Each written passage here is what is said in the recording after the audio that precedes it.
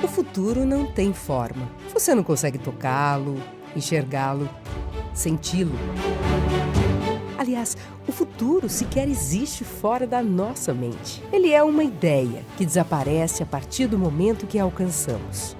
Por que então somos tão obcecados pelo futuro? É esperança de transformação e inovação através das capacidades criativas infinitas da nossa mente. Uma mente que nos transporta, que nos transforma. É ela quem conecta o futuro ao momento presente. O agora é o nosso maior poder e a principal segurança de um futuro promissor. É no agora que vive nossa verdadeira força. Todas as informações que precisamos para criar o futuro que queremos já existem circulando em algum lugar do tempo e do espaço presente. Se vivermos esperando a hora certa de expandir toda essa capacidade para o mundo, nunca seremos protagonistas do futuro que queremos. É por isso que o agora importa tanto.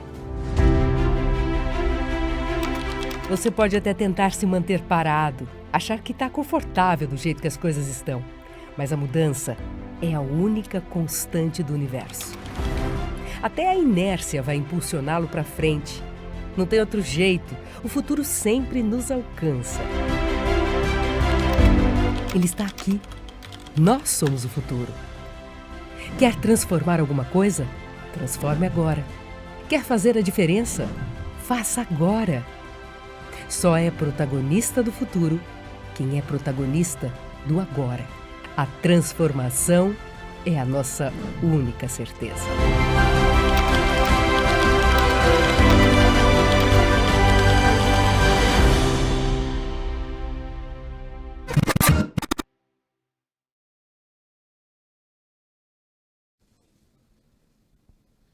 Bom dia, pessoal, tudo bem? Beleza. Opa, aí sim, animação. Bom, acho que como todos viram, né, nesse summit aqui, de cada 12 palavras que foram ditas, 12 eram de inteligência artificial, né? Então eu venho aqui para falar de um tema diferente, tá? Computação quântica. E o que seria computação quântica? No que a gente tem inteligência artificial, né? Vamos pensar aquele frango que chegou na academia, né? Fraquinho. Estou pronto para tomar esteroides, né? A computação quântica é esses esteroides. Vamos deixar ele bonito, graúdo, tá? Ou para quem não entende, né? Para quem não entende, Nós vamos pegar um avião e transformar numa USS Enterprise. Tá? É isso. Bom, eu sou Daniel Haro, acho que a maioria me conhece. Sou Head de Tecnologias Emergentes. Tá? Tem algumas certificações aí em Quantum que eu fiz nos últimos anos. E eu vou falar um pouquinho de computação quântica para vocês. Uma parte bem interessante, né? Que é a parte de como a computação quântica está evoluindo hoje, né? E se ela segue a lei de Moore ou não, e o que é esperar para os próximos 5 anos. Tá? Então, aqui está uma agenda. Né? A gente vai começar aqui com lei de Moore e lei de Niven.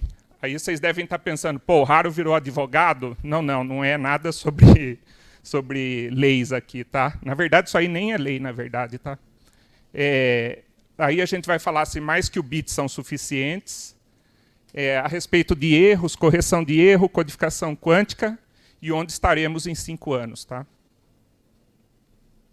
Então, aqui começando, né, a gente vai falar aqui da lei de Moore. Eu acho que a maioria aqui conhece a lei de Moore, né, porque é a lei aí, que na verdade não é lei, foi uma constatação, né, e daí transformaram numa lei, que rege os computadores clássicos, tá?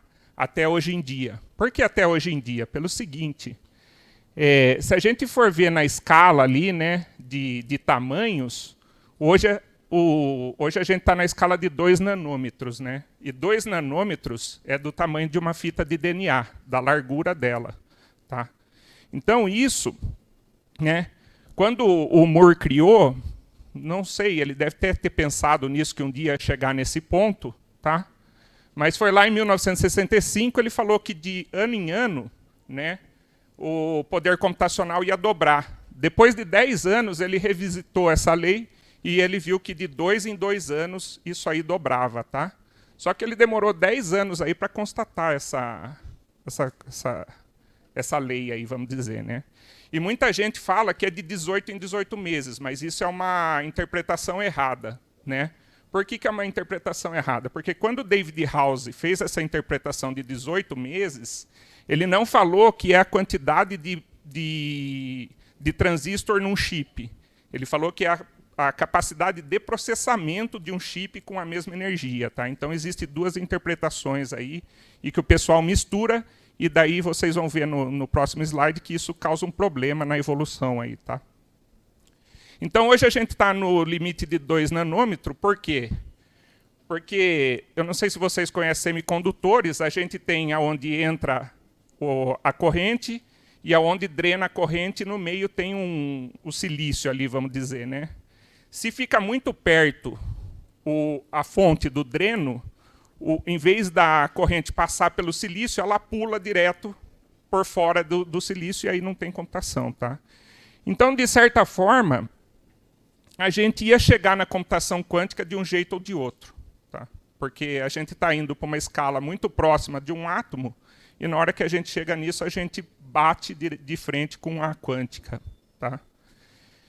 E aqui tem uma coisa questionável, que é a previsão do fim da lei de Moore é 2025. Tá? Então, o pessoal da Intel fala que sim, o cara da NVIDIA falou que não, que ainda tem muito espaço, e aí, que daqui 2 anos, a gente vai ver quem tinha razão. Tá? Aqui tem um gráfico, tá, mostrando como que realmente a computação, né, os chips seguiram a lei de Moore. Tá? Então, esse tracejado em laranja é a lei de Moore, e a gente vê ali os últimos chips que a gente tem, né? Ali em 2021, eles já estavam da ordem de 30 bilhões ali 57 bilhões o Apple e 11 bilhões de transistor num chip. Tá? Então, eles seguiram. E aqui é a interpretação de House, né? Que é aquela uma de 18 meses. Então, a gente vê que quando a gente leva em consideração o número de transistores, ele está junto da lei de Moore. Né? Se a gente levasse em conta outro fator aqui, que é o da capacidade de processamento, aí ele estaria na linha tracejada verde. Tá? Guardem esses números aqui de 57 bilhões, 11 bilhões de transistores, tá? Que depois, mais para frente, vai ser importante. Bom, aí a gente vai para uma outra lei, a lei de Niven. Tá? Porque aquilo ali não me parece que a computação quântica é aderente àquilo lá. Tá? Então, o Niven, em 2019, ele é do laboratório de IA, de Quantum AI do Google, na verdade. Ele percebeu que, dado algumas características da computação quântica, ela seguia uma dupla exponencial na evolução dela, da capacidade dos processadores. Tá? Parece que o principal motivo disso é a própria natureza exponencial dos processadores quânticos. Tá? Então, por exemplo, com 2 qubits, você precisa de 4 bits para representar eles. Com 3 qubits, você já precisa de 8 bits para representar eles. Então, cada bit que você adiciona, você tem que pôr exponencial de 2 na computação clássica. Tá? Então, isso vai, né, dobrando, e isso é muito interessante, né? Porque na natureza existem poucos fenômenos que seguem uma dupla exponencial. A gente não conhece isso. Tá? E isso parece uma explosão. Existe muita dúvida ainda sobre essa lei. Tá? Por quê? O Moore, em 10 anos, ele revisitou a lei dele. Aqui foi feita em 2019, então tem 4 anos essa lei. Então precisamos esperar mais um pouco para ver como que é o comportamento, para a gente falar se é uma lei ou não. Tá? Eu acho lei muito pesado para isso. Tá? Uma regra, aí, vamos dizer assim. Só que aí vem esse gráfico aqui, tá? Que começa a mostrar evidências, né, de que realmente, né, assim, parece que segue uma exponencial. A gente não sabe se é dupla e quais os fatores dessa exponencial, mas ele segue. Porque se a gente vê aqui o tracejado da lei de Moore em laranja, tá? Era para a gente estar em 2022 em 50 qubits. Mas, na verdade, a gente sabe que no fim de 2022, a gente estava em 433. E em 2023, semana passada foi semana passada não, há 2 dias atrás foi o Summit da IBM, e eles lançaram essas propagandas aqui, né, do que eles realmente apresentaram lá. Então, eles já conseguiram um computador de 1000 qubits, baseado em portas. Tá? Agora, no fim de 2023, na verdade é 1121. E eles melhoraram a taxa de correção de erro do Heron em 5 vezes. Tá? Então, assim, em questão de 1 ano, eles melhoram coisas de 5 vezes, por exemplo, o processamento. Tá? Então, e quando a gente olha num gráfico logarítmico que nem esse aqui, a gente vê que a curva do computador quântico parece uma exponencial. Tá? Então, realmente parece ser uma dupla exponencial o comportamento do computador quântico. O que isso traz para nós? Talvez a gente já esteja atrasado em estudar computação quântica, porque é uma coisa que ela aparece, um duplo exponencial, é uma coisa que aparece de uma hora para outra. É tipo, eu não tenho nada, não tenho nada, não tenho nada, bum, está funcionando no auge da tecnologia. Tá? Então é isso. Aí a gente pensa assim, beleza, eu estou aumentando o número de qubits no meu processador quântico. Tá? Mas isso é suficiente? Não. Tá? Aumentar o número de qubits não é suficiente. Inclusive, isso só traz mais problemas, vamos dizer assim, para serem resolvidos. Né? Eu aumento o número de qubit, eu aumento a chance de ruído. Os qubits ele tem um tempo de decoerência. Né? O que é decoerência? O qubit fica ali estável por alguns microsegundos, e depois ele perde a capacidade quântica dele e ele colapsa para alguma coisa. Então, você tem microsegundos ali para fazer a operação que você precisa. Tá? E quanto mais... E assim, o qubit, né, o universo tenta causar erro nele. Tá? Assim, qualquer onda, qualquer calorzinho, qualquer energia, às vezes vento solar, às vezes qualquer coisa... colapsa ele para alguma coisa. Tá? Então, a gente tem que tentar ficar imune a esses ruídos. Né? E aonde esses ruídos aparecem? Tá? tem 4 lugares principais que esses ruídos aparecem, que é na informação armazenada, né? Então, por exemplo, eu tenho lá os qubits armazenados e só deles estarem parados ali, eles podem colapsar para alguma coisa por causa do tempo de decoerência. Tem as portas quânticas. Então, na hora que eu estou passando o qubit num circuito, pode ter uma porta que erra ele, faz uma operação errada e gera um erro nisso. Também tem a preparação de estados, né? Então, como na computação quântica existem circuitos para processar esses qubits, tá? Você tem que gerar um estado inicial. E, às vezes, você gerou um estado inicial e, na hora que você colocou ele no circuito, ele deu uma invertida em algum bit, alguma coisa assim, que criou um erro. E o principal erro que a gente tem, onde mais acontece o erro, é na medida final do qubit. Tá? Então, no resultado do circuito, na hora que eu vou medir o que aconteceu, é onde aparece o erro. Tá? E aí, ali está, né, quanto mais qubits, maior a probabilidade de erro. Né? E uma outra coisa que acontece é que hoje a profundidade de um circuito, ou seja, o número de operações em sequência que a gente consegue fazer com o qubit é baixa, porque ele vai gerando tanto erro ou caindo, né, decaindo o estado quântico dele, que ele colapsa antes de terminar o circuito e gera um erro também. Tá? Isso aqui, né, essa parte, ela tem muito a ver com uma parte da matemática também. Tá? Agora, entrando um pouco mais na matemática, um qubit, tá? Ele é uma representação de um espaço de Hilbert. Tá? Então, para falar bem rápido para vocês o que é um espaço de Hilbert, é um espaço onde, independentemente do número de operações que eu faço ali dentro, eu continuo dentro do próprio espaço. Então, vou dar um exemplo simples para vocês. Se eu somo infinitas laranjas, no final eu ainda tenho uma laranja. Só que, se não existir um espaço de Hilbert, eu posso somar infinitas laranjas e, no final, ter uma banana, por exemplo. Tá? Então, por isso que o qubit tem que estar dentro de um espaço de Hilbert. Só que existe um outro problema, que é o seguinte. Como cada qubit é um espaço de Hilbert, a soma deles, nada garante que a soma de diferentes espaços de Hilbert ainda seja um espaço de Hilbert.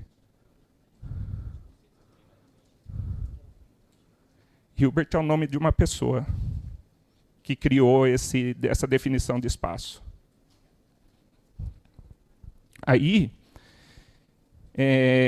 então, a soma dos espaços não garante que você esteja dentro de um espaço de Hilbert. Então, aí é a parte que os descrentes da computação quântica, que vão queimar numa fogueira quântica um dia, tá? Falam que a computação quântica não funciona. Tá? Eles falam assim, pô, vocês nem sabem se a soma, se você consegue, até onde vocês conseguem chegar com os infinitos qubits que vocês precisam. Tá? Então, é um pouco da teoria matemática aí por trás desses problemas aí. Tá? E como que funcionam os erros, né? Os erros, só existe erro na computação quântica? Não, existe na computação clássica também. Tá?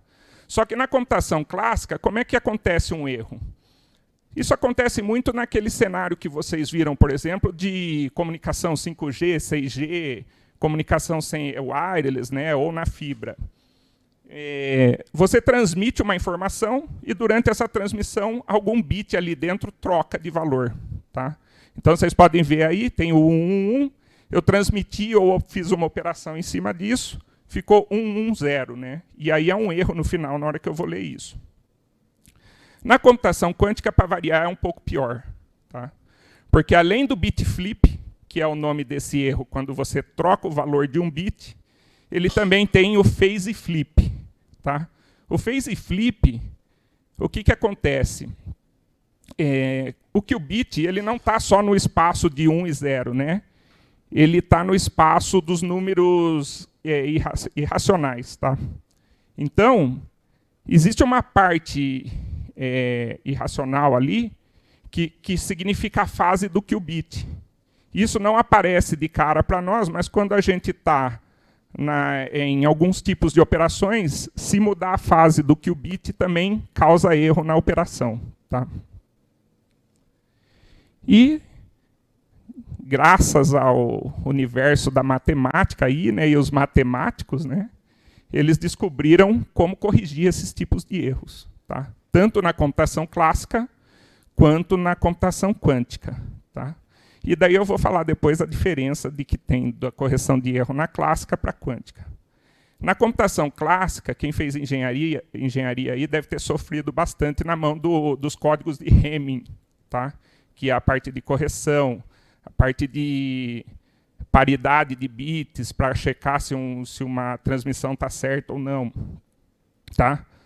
Qual a diferença disso para a computação quântica?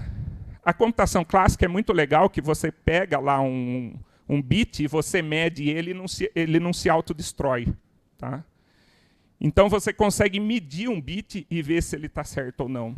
Na computação quântica, você não pode medir um qubit. A partir do momento que você mediu um qubit, ele colapsou para uma informação e ele já está fora da quântica, ele já voltou para a computação clássica. Então, você tem que medir o erro por uma coisa que a gente chama síndrome. Tá? O que é a síndrome? É como se fosse um sintoma, mas você não sabe, você não pode ver a causa dela, a exata causa dela. Tá? A gente passou aí pela pandemia e vocês escutaram muito falar em síndrome respiratória, né?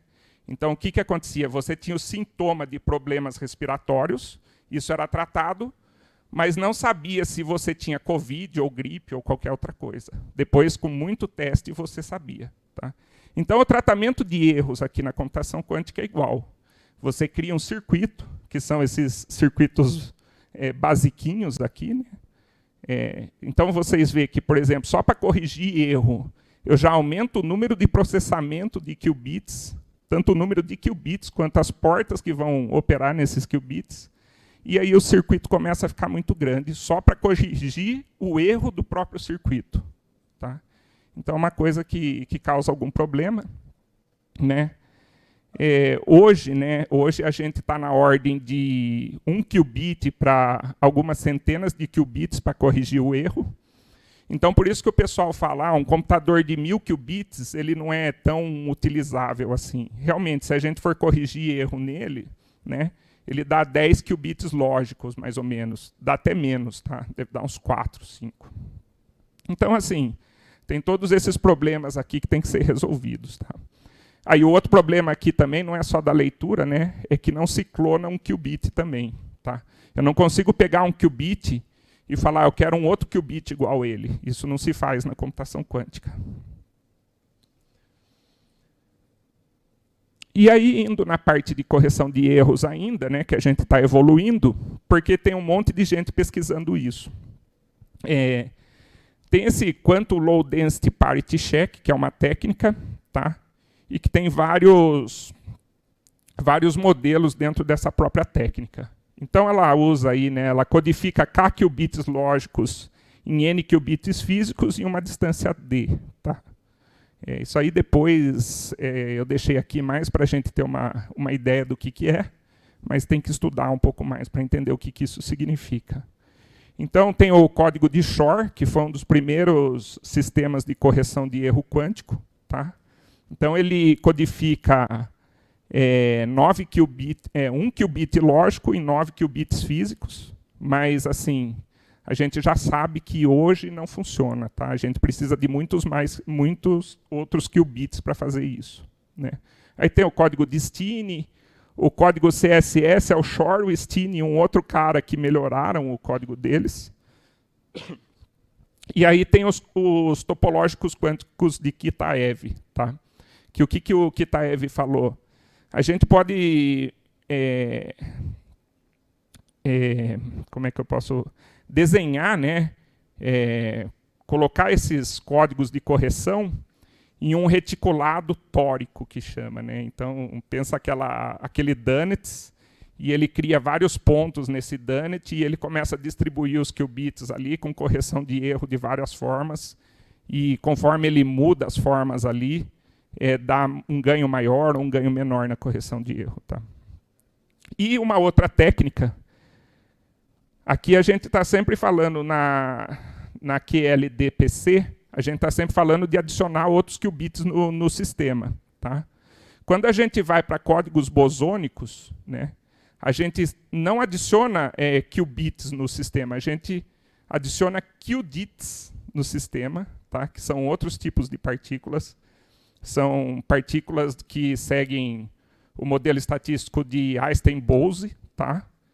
E o que acontece? Nesses qubits, a gente não tem só 0 e 1. Eles podem colapsar para vários níveis. Então, eles colapsam para 0, 1, 2, 3, 4, 5. Tá? Então, a gente...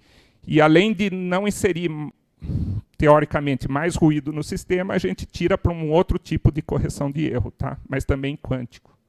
Então, é bem interessante. É engraçado que aquele que chama CAT ali, ele é baseado no gato de Schrödinger, é um algoritmo baseado naquela teoria lá do Schrödinger. E a gente vê que tem muita pesquisa nisso, né? Pelos anúncios aí, né? Que as empresas que estão tomando conta aí dos computadores quânticos estão fazendo, né? Isso é super importante, tá? Então a gente vê aí, acho que a última foi da Amazon, tá? Que zerou, ela conseguiu fazer alguns qubits que não tem erro ali em cima dele, está completamente corrigido o erro, tá?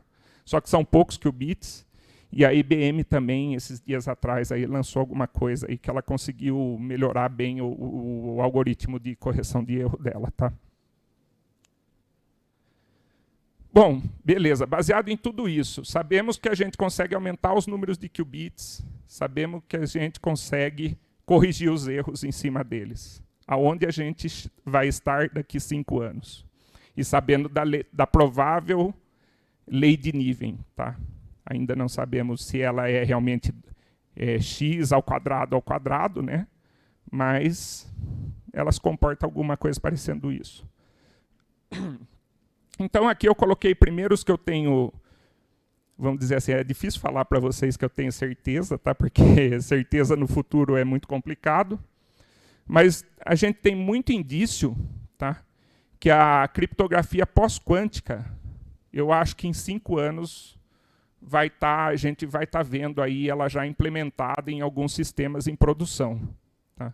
Por que isso? Né? Porque muitos aqui não lembram do bug do milênio nos anos 2000. Mas foi uma coisa que, assim, em 2 anos tiveram que mudar todos os sistemas do mundo. Tá? E aqui vai ser algo desse tipo. A partir do momento que a gente tiver um computador quântico capaz, né, de processar o algoritmo de Shor, ou melhorar, né, ou um algoritmo de Groover maior, toda a RSA e ECC, né, que é criptografia baseada em curvas elípticas, ela está comprometida. Então, imagina que a gente vai trocar todo o sistema de segurança do mundo com uma previsão aí de uns 10 anos. Tá? Então, assim, a gente já está atrasado. Tá? Os especialistas nisso aqui já falam que a gente já está atrasado. Fazer um merchan aqui no Venturas, a gente sabe como fazer isso. Tá? E já estamos fazendo. Tem também a parte de distribuição de chaves via canais quânticos, tá? Que é a Quantum Key Distribution, né? Que também é bem interessante. Se não me engano, a Toshiba já está bem avançada nisso. Quantum Networks já está acontecendo, Madrid já tem uma rede quântica funcionando. Tá? O Brasil, se não me engano, no Rio de Janeiro, está para implementar nos próximos anos. Tá? Então, já existe. Existe uma pesquisa muito forte em sensores quânticos. Né? Então, são formas diferentes de se medir peso, se medir luz, se medir... Tudo que a gente mede hoje em dia, a gente vai medir com sensores quânticos que se mostram, de alguma forma, além de serem mais precisos, né, eles vão estar falando meio quantum native, vamos falar assim, com o computador quântico. Tá?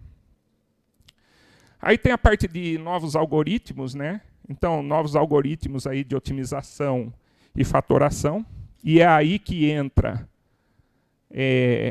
os esteroides da IA aí, que eu falei, tá? Porque aqui a gente está falando de processamento de alta capacidade, né? Então, hoje, a grande parte da IA é otimização de curva, otimização de números, tá? E os algoritmos quânticos fazem isso muito bem e muito rápido. Tá? E novos simuladores. Tá? Enquanto o computador quântico ainda não está disponível no mercado, vamos dizer assim, para todas as pessoas, a gente pode ir usando simulações. Tá? Aí agora uma parte um pouco mais complicada, né, que eu não sei mensurar muito bem, se em 5 anos a gente vai ter alguma coisa realmente eficiente, mas está melhorando, parece que está indo para o caminho certo. Né? Problema de correção de erros. Tá? O que seria uma taxa aceitável de correção de erros? Se eu tenho ali 1 milhão de operações, eu deveria ter só um erro nesse 1 milhão de operações. É o inverso das operações que eu tenho. Tá? Então, seria aquele 10 a menos 6. Ali seria um erro considerável bom. Tá? O problema, né, é que hoje a taxa de erro está em 10 a menos 4. Aliás, esse é um limite que as pessoas que estudam a computação quântica falam que a gente consegue chegar. Ou seja, então é uma computação que vai ter muito erro ainda durante o processo de computação. E talvez a gente consiga melhorar isso. Né? E se por algum milagre a gente conseguir melhorar isso para 10 a menos 6, vamos dizer, né? Em 1 milhão ter só um erro, a gente vai estar numa outra fase da computação quântica que chama esse Fault Tolerant Quantum Computing.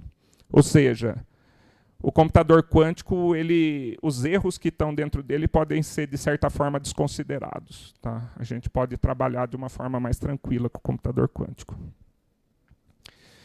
E daí, pensando no número de qubits, tá? Daqui 5 anos, se ele seguir a lei de Moore, a gente vai estar em 6.000 qubits. E se ele seguir a lei de Niven, a gente vai estar em 100.000 qubits. Eu acho que a gente vai estar no meio ali. Tá? Eu acho que a gente vai estar ali daqui 5 anos, uns 50.000 qubits, eu acredito. Tá? Lei de Haro, isso. Não, eu acredito nisso, porque está evoluindo bem com essas correções de erro novas. E o grande lance ali está naquilo ali embaixo. Está sendo pesquisado, materiais topológicos foram descobertos aí há 1, 2 anos. Tá? Então, isso a gente consegue ter sistemas quânticos mais estáveis a temperaturas um pouco mais altas. Tá? E também estão pesquisando aí materiais menos sensíveis, qubits menos sensíveis aí. Então, assim, acho que isso vai avançar muito. Tá? Vai melhorar muito ali. Só que eu não sei se chega na lei de Niven. Até porque, se a lei de Niven estiver certa, não demora nem 10 anos para a gente ter problemas com criptografia. Tá? Então, assim, temos que ficar esperto. E aqui, né, trazer uma visão um pouco menos assim subjetiva minha, um pouco mais subjetiva da IBM, tá? Vou passar a bola para eles, porque esse aqui é o roadmap que eles apresentaram no summit deles há 2 dias atrás, e a gente vê que eles estão muito preocupados, né, com a quantidade de portas que você vai poder ter num circuito. Então aqui ainda a gente está falando em correções de erro até 2026 ali, a gente está com 7.500 portas, só que daí já começa a subir um monte para 100.000, 10.000, 15.000, 100 milhões, e em 2033, 1 bilhão de portas. Né? Quer dizer, aí o sistema já começa a ficar muito mais interessante. Né? E lembrando lá que a gente hoje, na computação clássica, a gente tem 57 bilhões de transistores. Tá? Só que aqui, 1 bilhão de portas é muita coisa. Né? E 2.000 qubits. Só que também lembrando que para cada qubit que eu adiciono, no qubit clássico é ao quadrado. 2.000 qubits, se não me engano, é tipo assim... não dá nem para falar. São muitas vezes os átomos do universo em possibilidades de combinação. Tá? Então, assim, é muita coisa. O que mais que eu tinha para falar desse slide? Acho que é isso. Tá? Então, a gente vê que eles estão trabalhando bastante na correção de erro para poder fazer a quantidade de portas e também para aumentar o número de qubits. Tá? E aí as conclusões, né, que a gente pode tirar é que a computação quântica, né, pode chegar em produção antes do que estamos esperando, tá? Por causa dessa lei, essa proposta do Niven aí. Tá? Então, às vezes, a gente está esperando uma coisa para 2035, pode chegar uns 5 anos antes, facilmente. Né? Somente aumentar o número de qubits não adianta. A gente tem que trabalhar em correção de erro, um monte de coisas adicionais, até interfaces. A gente tem que trabalhar também a educação das pessoas, tá? Para entenderem um computador quântico, entender como é que modela um problema para a computação quântica. Tá? A era NISQ, né, que é o Noise Intermediate Scale Quantum Computing, que é esse computador que a gente tem hoje, que ele está suscetível a ruído. Tá? Eu estou falando aqui que demora pelo menos mais uma década. Não sei, talvez menos. Tá? Para a gente sair dessa era NISQ, a correção de erros e qubits mais estáveis são fundamentais. E as empresas já sabem disso, estão trabalhando nisso. Né? Hoje, um qubit lógico ele é representado por algumas centenas de qubits físicos. Tá? E a segurança deve começar agora.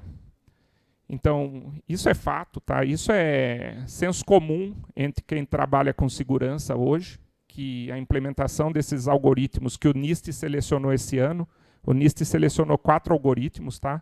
Tem mais 2 ou 3 para a próxima rodada. Tem que começar a ser implementado já na infraestrutura das empresas, de bancos, governos, tudo isso. Tá? Sensores e redes quânticas já estão aparecendo, então elas já estão em alguns ambientes meio que de produção. Tá? Algoritmos de otimização vão ser melhorados. E uma parte aqui do Quantum Machine Learning, né? O Quantum Machine Learning é como é que se diz, o puro, tá? Onde a gente vai pegar dados quânticos com operações quânticas e entregar resultados na computação quântica. Provavelmente ele só vai ser feito quando a gente tiver o computador quântico tolerante à falha. Tá? Fazer ele com NISQ tem alguma possibilidade, mas tem que usar alguns algoritmos específicos para isso. Tá? Então é isso. Aqui tem alguns links interessantes aqui para quem quiser aprender mais. Tá? E muito obrigado, pessoal. Valeu.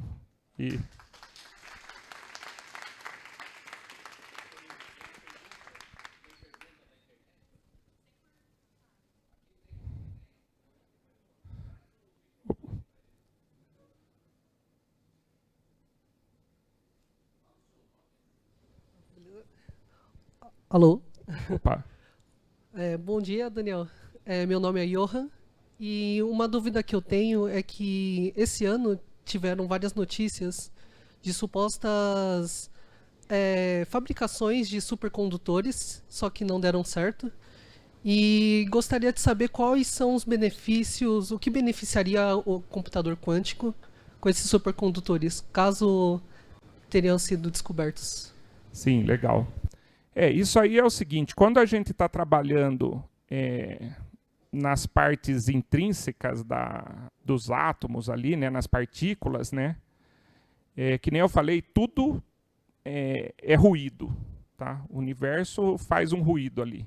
Se você tem um supercondutor, você meio que está imune a esses ruídos. Tá? Você vai ter ali você vai poder trabalhar melhor com as propriedades quânticas daquele material. Tá? Então, por isso que é importante para a computação quântica a descoberta desses supercondutores. Só que aí, uma coisa que você falou, eles falaram que era a temperatura ambiente, né? Era a temperatura que não era lá no próximo do 0 Kelvin lá, né? Então, porque um grande problema da computação quântica baseada em portas, esse que a IBM tem, é que você tem que trabalhar muito próximo do 0 Kelvin, entendeu? Então esse é o grande problema. Tá? E por isso que o supercondutor aí a temperaturas próximas de ambiente seria assim uma coisa magnífica, mas eu não sei se é possível. Tá? Tenho muito minhas obrigado. dúvidas. Ainda.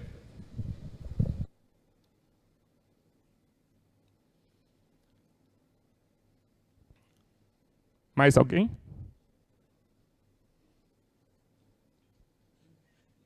Bom dia, pessoal. Meu nome é Pablo. Minha pergunta é o seguinte. Acho que um dos maiores problemas aí da sociedade humana aí é a distribuição de recursos, né? Um desses recursos é a energia. Considerando aí a lei de Newton aí, que a gente cresce na computação quântica de forma exponencial, como que a gente acompanha no sentido de produção de energia para acompanhar essa lei? Assim? Você acha que a gente está dando conta? Se a gente vai dar conta? Sim, sim. O computador quântico ele não gasta tanta energia assim, tá? O computador clássico ele gasta muito mais energia que um computador quântico, porque como a gente está trabalhando em subpartículas, né? Vamos dizer assim, partículas de um átomo, a energia ali dentro é muito pequena, sabe? Então, assim, o maior problema é na leitura que, se não me engano, ainda usa ressonância magnética, alguma coisa assim, tá? Mas para o poder de computação que ele entrega, a quantidade de energia que a gente usa é tranquilo, não é muito complicado. Tá? E quanto à exponencial, é só tomar um cuidado que a lei de Moore também é exponencial, tá? Só que a da lei de Newton é duplamente exponencial.